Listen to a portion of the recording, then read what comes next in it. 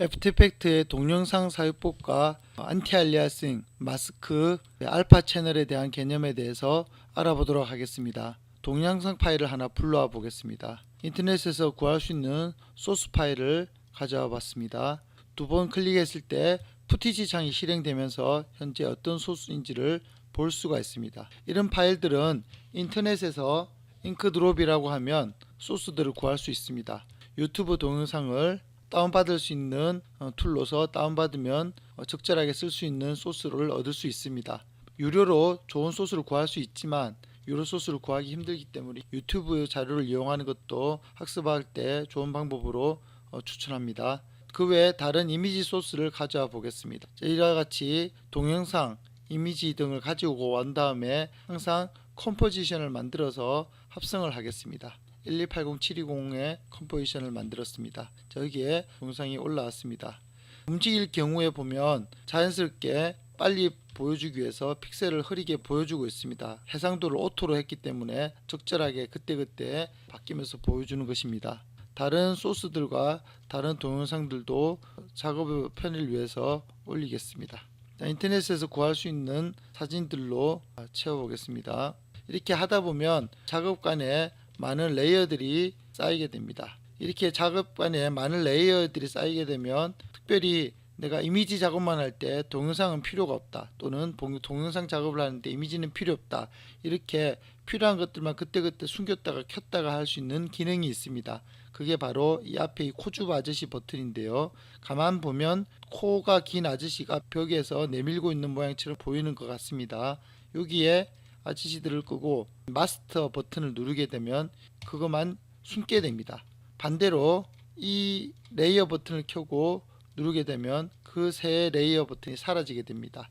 작업간의 효율성을 위해서 내가 보고 싶은 레이어만 보이게 하고 그렇지 않은 레이어는 사라지게 할 때 쓰는 버튼이 바로 마스터 아이콘과 코줍 아이콘이 되겠습니다. 또 보시면 계단처럼 생긴 아이콘이 있습니다. 이 아이콘은 안티알리아싱 계산법을 나타내는 아이콘입니다. 이렇게 계단이 보인다는 것은 안티알리아싱을 계산하지 말아라는 뜻이고요. 이것을 일반적으로는 이렇게 쉽게 계산하라, 다음에 아주 더 디테일하게 계산하라 라는 뜻입니다. 자, 이것은 빨리빨리 보여주기 위한 버튼이라고 보면 되겠습니다. 자, 이것을 이해하기 위해서는 안티알리아싱이라는 개념을 이해를 해야 됩니다. 안티알리아싱이란 포토샵의 이미지를 꺼내서 설명을 해야 될 것 같은데요. 흰색의 그림에서 동그라미를 쳐서 까만색 큰 동그라미를 만들었습니다. 이것을 확대를 해보면 이 옆부분에 이와 같이 계단 현상이 일어나는 걸 볼 수가 있습니다. 자, 이것은 픽셀 단위, 즉 점으로 이루어진 그림에서는 꼭 일어날 수밖에 없는 현상인데요. 실제 점은 디지털에서 볼 때는 네모난 형태입니다. 이 네모난 형태를 그대로 두게 되면 계단처럼 보여서 부드러운 대각선 모양이 보이지가 않습니다. 자, 이것을 막 방지하기 위해서 계단 현상을 알리아싱 현상이라고 하는데요. 안티 알리아싱, 즉 알리아싱을 막는다 라는 뜻의 계단 현상 방지 기능입니다. 계단 현상을 방지하기 위해서 계단을 이와 같이 부드러운 회색조로 메꾸고 있습니다. 이것을 안티 알리아싱 기능이라고 하는데요. 안티 알리아싱이 없는 형태를 만들어 보겠습니다. 안티 알리아싱이 체크가 되어 있는데 이것을 끄고 네모를 만들어 보겠습니다. 가만히 채워서 줌을 들어가 보겠습니다. 자, 이처럼 안티 알리아싱이 없을 경우에는 멀리서 봤을 때도 벌써 확연하게 네모가 안 좋게 된 모습을 볼 수가 있습니다. 자, 이것은 앞 시간에 설명했던 압축 파일과 또 연관지어서 설명할 수 있는데요. 압축 파일이란 010101로 된 디지털 파일을 0 몇 개, 1 몇 개 이런 식으로 줄여서 보여주는 거라고 했죠. 자, 그렇게 줄여서 보관을 하다가 작업하기 위해서 메모리에 올릴 때는 다 원래대로 원상복귀를 시키기 때문에 결국 메모리 전략에 도움을 주는 건 아니라고 얘기를 했었습니다. 하지만 줄이기 위해서 어쩔 수 없이 구김은 생긴다고 했죠. 안티알리아싱도 똑같이 볼 수 있습니다. 자, 안티알리아싱을 켜서 그려보겠습니다. 자, 이렇게 된 것을 다시 확대해 보겠습니다. 확대를 해서 보면 안티알리아싱 현상이 일어난 걸 볼 수가 있습니다. 자, 이것을 아주 작게 줄여 보겠습니다. 자, 작게 줄였는데요. 확대를 해서 보면 자, 이처럼 다시 줄어 있습니다. 자, 이렇게 줄은 것을 다시 켜 보겠습니다. 키워 보겠습니다. 자, 이처럼 지저분하게 커지는 걸 볼 수가 있습니다. 왜 이런 현상이 일어났을까요? 왜냐하면 줄어 있던 그 데이터는 이미 픽셀 정보가 줄어 있기 때문에 다시 키운다고 해서 없던 픽셀 정보를 억지로 만들게 되면 이와 같이 잘못된 안티알리아싱이 일어나게 되는 거죠. 그래서 이와 같은 현상이 일어나는 것을 방지하기 위해서 픽셀 방식이 아니라 벡터 방식, 즉 로직, 컴퓨터의 어떠한 기능적인 것으로 그림을 그리는 방법이 있습니다. 바로 여기 있는 쉐입인데요. 자, 이 쉐입 방식으로 그림을 그리게 되면 아무리 줄이고 아무리 키워도 깨지지 않습니다. 자, 이것은 바로 벡터 방식이라는 방식이 있기 때문입니다. 벡터 방식은 컴퓨터에게 일정한 각도와 점 등의 데이터를 가지고 그림을 다시 유추해서 그리게 만드는 것입니다. 그와 반면에 픽셀 방식은 점 단위로 가로 세로의 값을 기억해서 그 가로 세로의 위치값과 색깔 값을 기억하게 만드는 일종의 그림으로 인식하는 방식입니다. 그렇기 때문에 이와 같이 화려한 그림에는 당연히 좋지만 간단한 그림과 같은 경우에는 매우 비효율적인 방식이라고 볼 수 있습니다. 이와 같이 간단한 그림을 그리는 전용 툴이 바로 일러스트레이터입니다. 일러스트레이터는 패스 방식으로 간단하게 그림을 그려서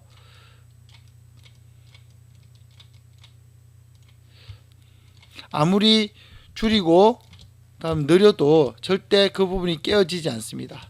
자, 이것을 벡터 방식이라고 하고요. 반면에 포토샵은 화려한 그림은 그릴 수 있지만 얘 같은 경우에는 자, 원본을 보관하고 비교를 해 보겠습니다. 자, 이게 원본을 가지고 있는데 다시 원본을 늘리겠습니다. 자, 이렇게 그림이 깨지게 됩니다. 줄였다가 늘리면서 픽셀 정보를 잃어버리게 되는 거죠. 이와 같은 것을 두 가지를 비교해서 비트맵 방식과 벡터 방식이라고 합니다. 비트맵 방식, 포토샵에서 많이 쓰는 방식이고요. 벡터 방식은 아까서 봤듯이 일러스트레이터에서 많이 쓰는 방식입니다. 그리고 이 두 가지의 특징을 알아보도록 하겠습니다. 포토샵은 픽셀 단위, 즉 가로 세로 점으로 모든 것을 구성합니다.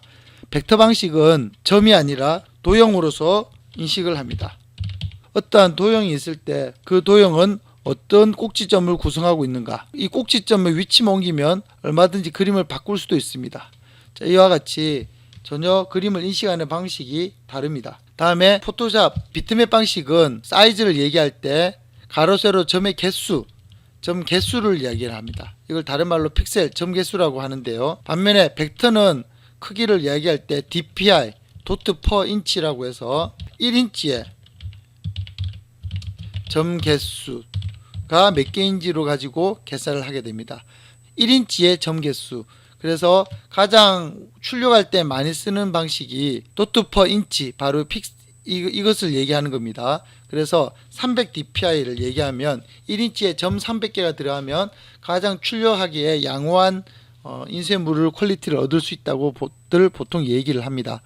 그래서 300 dpi 이상으로 출력하라고들 많이들 얘기를 합니다. 다음에 비트맵 방식은 RGB 방식으로 색을 계산합니다.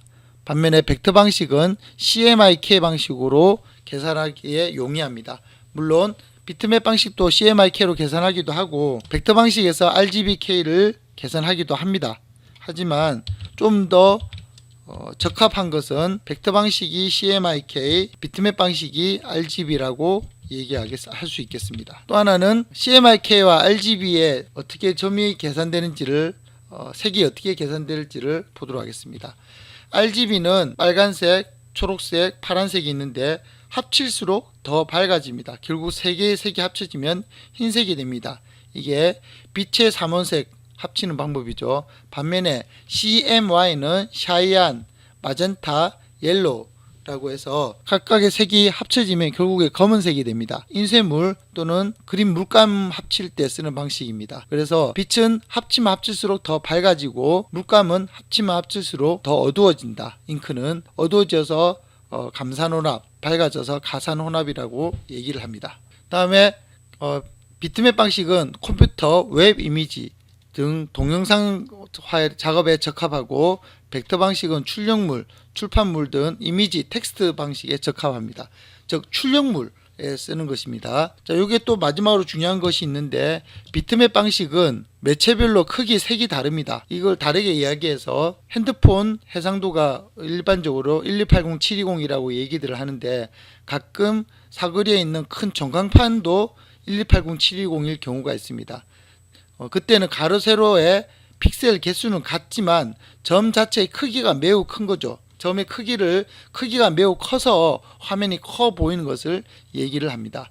반면에 벡터 방식은 어디서든지 똑같습니다. 즉 도트 퍼 인치, 1인치라는 기준은 어디나 같기 때문에 그것이 책이든 또는 다른 인쇄물, 다른 신문이든 또 다른 책이든 DPI가 똑같다면 나오는 출력물의 크기는 똑같이 냅니다. 또 하나는 색깔도 똑같습니다. 어떤 곳에서도 다 똑같은 인쇄 규정을 지켜서 똑같은 색을 만들어야 된다는 것이 인쇄물 쪽의 기본 원리입니다. 그래서 색깔을 지키기 위해서 팬텀 컬러라는 것을 사용해서 모든 색깔에 기본적인 번호를 다 부여하고 있습니다. 예를 들어서 포토샵의 경우도 색깔을 보면 이와 같이 색이 여러가지 RGB 색이, CMYK이 퍼센트가 정해져 있는데요. 자, 이것을 갖다가 컬러 라이브러리를 가보면, 자, 팬텀 컬러라고 해서 디테일한 컬러 번호와 컬러 색이 정해져 있습니다.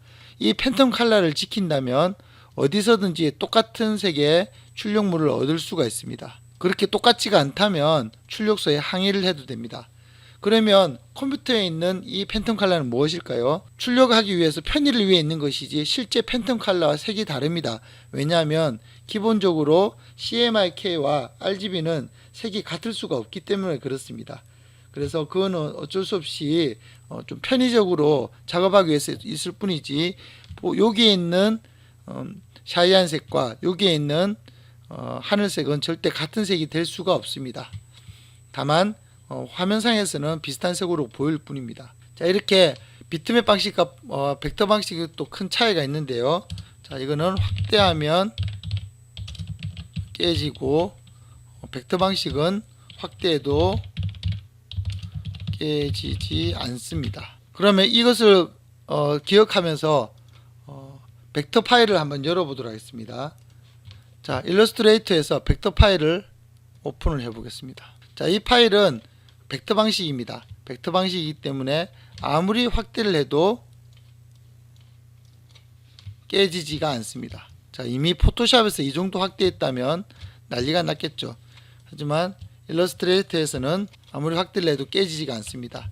그렇기 때문에 이 그림을 가지고 10m짜리 그림을 출력을 해도 가능합니다. 하지만 포토샵에서 이걸 10m짜리 그림으로 출력했다가는 안티알리아싱 현상이 눈에 다 보일 정도로 난리가 날 것입니다.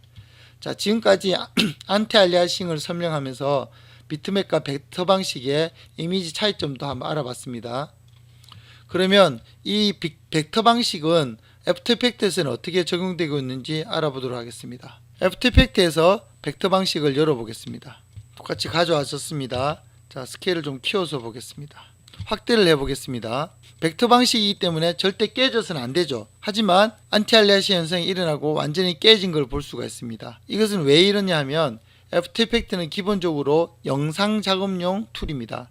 일러스트레이터는 출력물용, 즉 CMYK를 이용한 출판, 서적 등 출력물용 작업이고, 애프터 이펙트는 기본적으로 영상 작업을 위한 소프트웨어입니다. 즉 비트맵 방식을 기본 베이스로 삼고 있습니다.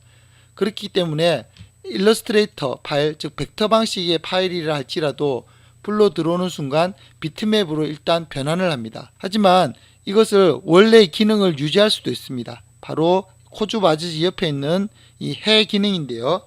이 버튼은 벡터 방식을 불러오거나 또 이후에 나중에 합성할 때 보여드릴 텐데, 컴포지션을 또 하나의 레이어로 불러 들어올 때만 활성화되는 버튼입니다. 자, 이 버튼은 쉽게 말해서 해가 뜨면 모든 어둠이 다 사라지고 다 보이게 되죠. 그런 개념으로 이해하시면 되겠습니다. 즉 원래의 속성을 다 보여준다라고 생각을 하면 되겠습니다. 그래서 해 버튼을 누르면 이게 원래 돌아오게 됩니다. 자, 원래 걸대로 보여드리도록 하죠. 자, 지금 방금 해를 켰는데도 이렇게 보이는 이유는 바로 1600%로 확대를 했기 때문에 그렇습니다. 100%로 보도록 하겠습니다. 이렇게 해서 보면 전혀 깨진 것이 없습니다. 스케일을 키워 보겠습니다. 자, 스케일을 키우고 옮겨봐도 전혀 깨지지 않습니다. 당연히 요렇게 확대를 들어가면 깨져 보입니다. 왜냐하면 지금 이것은 원래 콤프 자체가 비트맵으로 이루어졌기 때문에 그렇습니다. 하지만 이게 1대1의 100%일 경우에는 원래 그대로 보여주는 화면에서는 아무리 스케일을 키워도 깨지지 않는 것을 볼 수가 있습니다. 이와 같이 벡터 파일의 기본 속성을 유지하기 위해서는 해 버튼을 켜야만 됩니다. 자, 해 버튼을 끄는 순간 흐릿해지는 걸 볼 수가 있죠. 그러면 왜 벡터 파일임에도 불구하고 처음부터 이렇게 불러오지 않고 이렇게 불러오게 되어 있느냐면 바로 메모리를 아끼기 위해서입니다. 이와 같이 벡터 파일을 그때그때마다 비트맵으로 다시 환산해서 보여주기 위해서는 아주 많은 프로세싱과 함께 또 메모리도 많이 필요하게 됩니다. 이미지를 로드를 해야 되기 때문에요. 그래서 메모리를 아끼기 위해서 처음에는 이 해 기능이 꺼져 있습니다. 그래서 기본적으로 아주 간단하게만 불러 들어오게 되어 있는 거죠.